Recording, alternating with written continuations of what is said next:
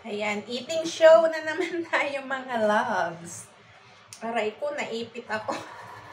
Tingnan yung pagkain ko guys, isang mangkok na noodle. O, pansit. Plus, Yakult. O, ayan. Halina kayo guys, kain tayo. Ito ang aking lunch. Isang malaking bowl na noodles.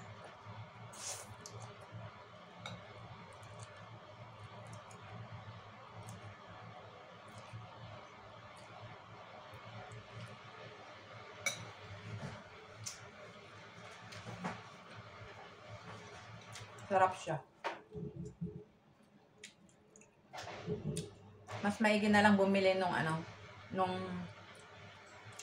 noodle ng mga inchik kaysa yung mga nilalako ng mga Pinoy dito. Bumili ako minsan, pagka alat-alat hindi man makain.